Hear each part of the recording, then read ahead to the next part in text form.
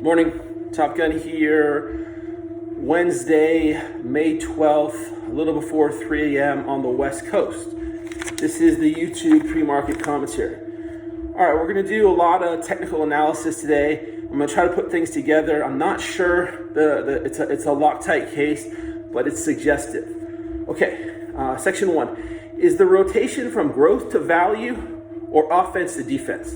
Very interesting tweet from the chartered market technician David Keller yesterday, who argued that contrary to the narrative that what we're seeing is a rotation from tech and growth into reopened value, he said that yesterday, at least, or this week, has felt like more of a move from offense to defense.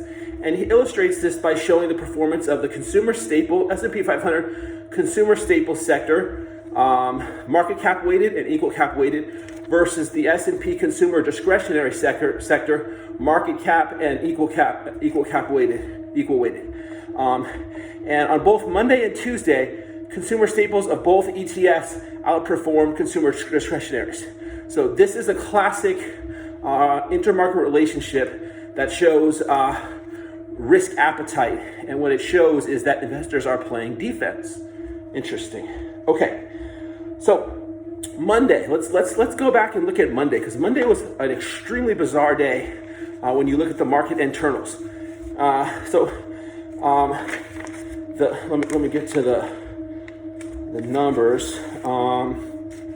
Okay, so the S&P was down 1.04% and the NASDAQ 2.55%. The market got hit hard on Monday. NYSE plus NASDAQ advancers to decliners were 2,095 to 5,496. 2.5 to 1 decliners to advancers.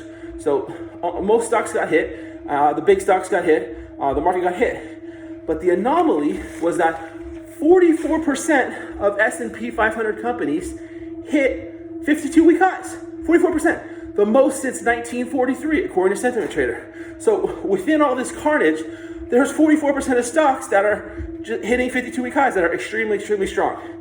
Haven't really seen anything like this before. At the same time, there were almost 100 buying climaxes where in the S&P 500 where stocks surged to new 52-week highs, but couldn't hold them and closed below Friday's low, which is a sign of exhaustion in the security.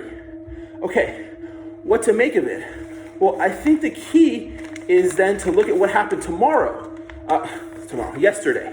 So I'm thinking that a lot of those 44% that made new highs were the reopened value trade, namely the industrials and the financials, the XLI and the XLF.